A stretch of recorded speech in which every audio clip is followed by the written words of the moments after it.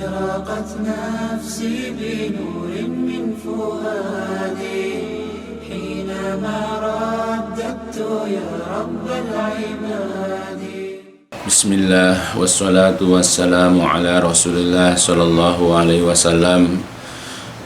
Ayyuhal ikhwanu fillah rahimani wa rahimakumullah. Pada kesempatan kali ini ya kita hanya belajar beberapa hadis dari apa yang biasa terjadi pada diri kita seluruhnya, yaitu hal yang berkenaan dengan masalah makan.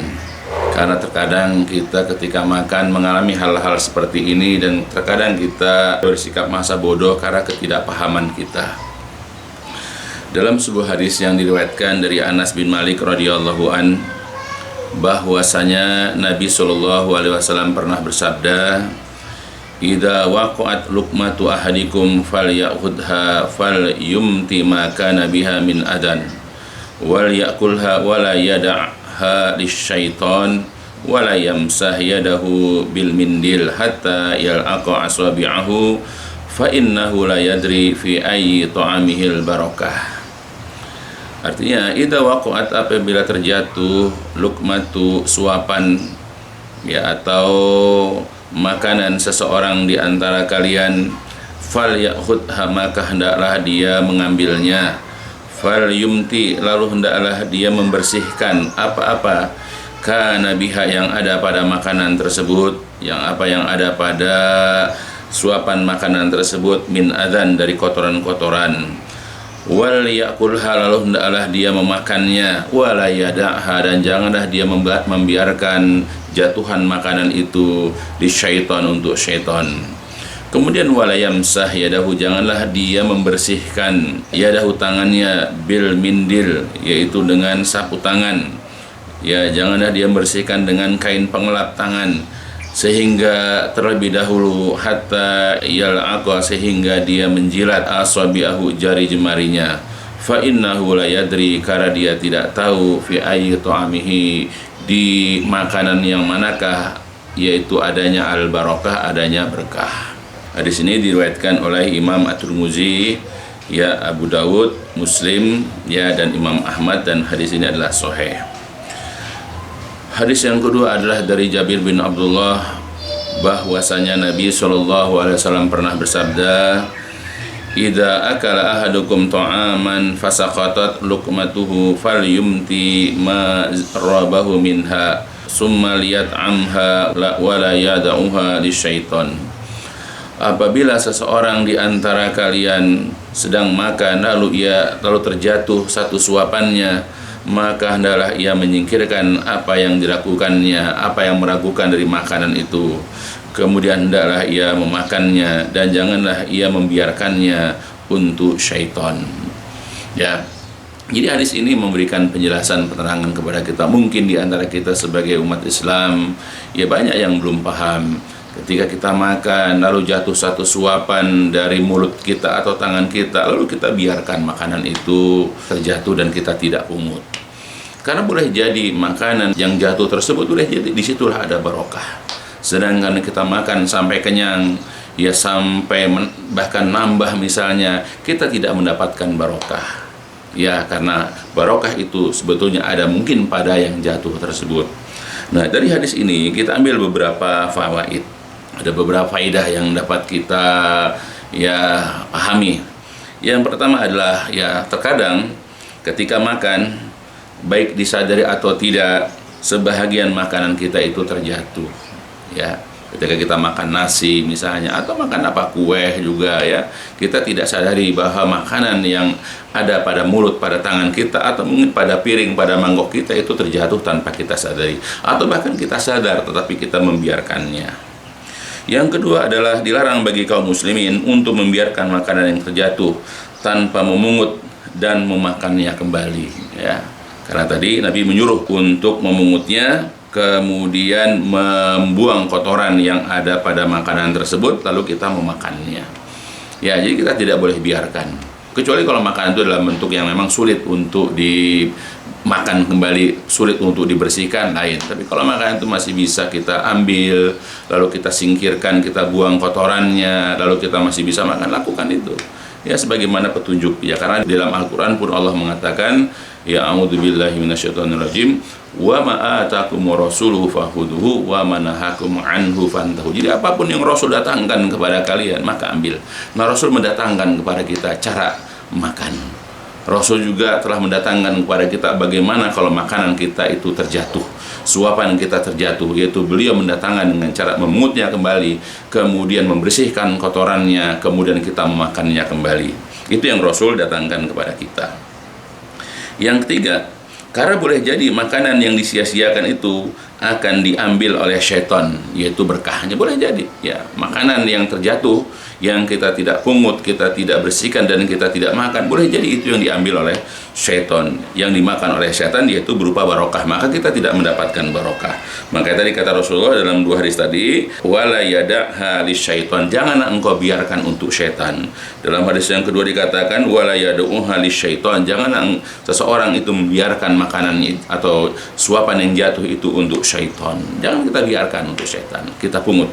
Kemudian yang keempat, jika makanan terjatuh, hendaknya kita mengambil atau memungutnya, lalu membersihkannya, ya, dengan membuang kotoran yang ada padanya, lalu kemudian kita memakannya.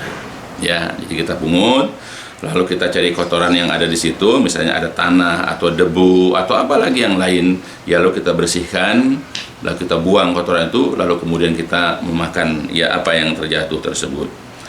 Yang kelima, tidak boleh kita membuang makanan yang terjatuh namun telah dibersihkan hanya lantaran jijik saja, karena hal itu boleh jadi merupakan perbuatan mubazir, dan orang-orang yang berbuat mubazir itu disebutkan oleh Allah adalah saudaranya syaitan, sebagaimana dalam Quran surat Al-Isra, ya, innal mubadirina kanu ikhwana syayatin. Sesungguhnya orang-orang yang mubazir, ya, di antaranya orang yang tidak menghabiskan makanannya, itu adalah merupakan saudara-saudara syaitan. Al-iyadzubillah.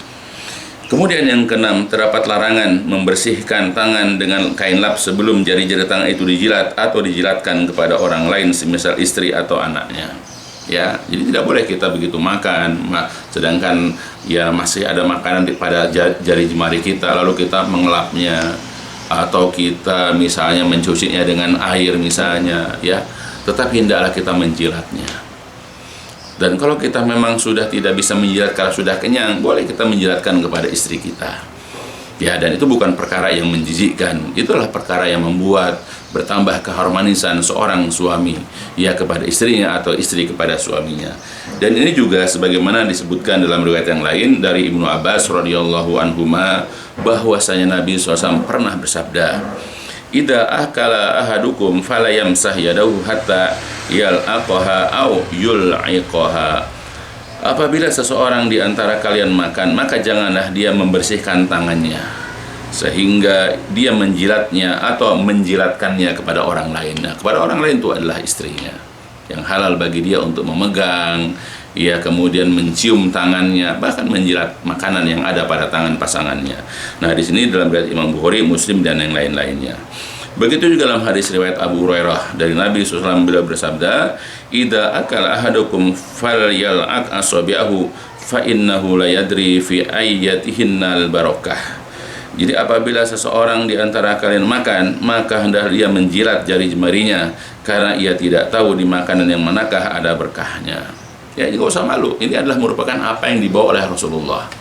Ya, maka kita biasakan mengambil apa-apa yang didatangkan oleh Rasulullah kepada kita, karena pasti apa yang dibawa Rasul itu ada banyak kebaikan. Nah, di sini adalah di antara kebaikan itu adalah barokah. Ya. Terdapat penjelasan bahwa pada makanan itu ada berkah. Karena boleh jadi makanan yang terjatuh, yang masih menempel pada piring atau sendok, dan yang masih menempel pada jari jemari tangan itu adalah sisa makanan yang mengandung barokah. Makanya kita tidak boleh membiarkan makanan itu masih menempel pada piring, ya, pada sendok atau pada garpu, ya, atau pada jemari kita, atau bahkan yang jatuh. Hendaklah kita memakannya. Ya, karena boleh jadi pada makanan-makanan itulah yang ada barokahnya. Kemudian yang 9, terdapat bimbingan bahwa makan makanan itu bukan hanya mencari kenyang, Ya, bukan hanya sekedar mencari kenyang, namun yang terpenting adalah untuk ngalap atau mencari berkah. Jadi kalau ingin ngalap berkah, dari makanan pun bisa.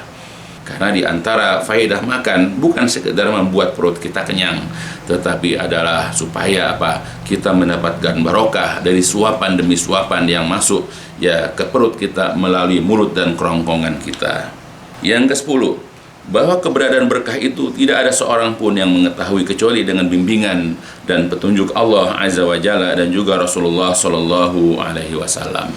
Ya, jadi kita tahu itu barokah atau tidak, tentu yang tahu itu hanyalah Allah. Ya, hanyalah Rasulullah SAW, dan Rasulullah telah membimbing kita bahwa pada makanan yang kita makan itu, jikalau kita makan makanan yang halal, kita peroleh dengan cara yang halal, dan makanan itu juga thayyib buat kita, lalu kita makan dengan cara yang disyariatkan oleh Rasulullah, boleh jadi makanan-makanan kita dari suapan pertama sampai terakhir itu ada barokahnya. Tetapi terkadang pada saat kita makan, ada makanan-makanan yang terjatuh atau makanan-makanan yang tersisa pada piring, ya pada sendok atau garpu, atau bahkan pada jari jemari kita. Maka adalah kita tidak menyisakan makanan itu sedikit pun, kecuali memang makanan-makanan yang tidak bisa dimakan, seperti duri, ya, atau kemudian juga tulang, ya, atau mungkin cabai bagi orang yang tidak mampu untuk memakannya, ya, maka ya itu tidak mungkin untuk kita makan. Jadi makanan yang kita makan itu adalah makanan yang memang pantas untuk kita makan. Nah, kalau itu memang pantas kita makan, makanlah sampai habis, karena boleh jadi situlah ada barokahnya. Maka wahai ya saudara-saudaraku, ya selamat mencari berkah, ya selamat ngalap berkah, ya dengan memakan makanan yang memang pantas untuk kita makan. Ya barakallahu fikum. Dan ditutup dengan walhamdulillah subhanakallahumma bihamdika asyhadu an la ilaha anta astaghfiruka wa atubu ilaik. لسوف أعود يا أمي أقبل رأسك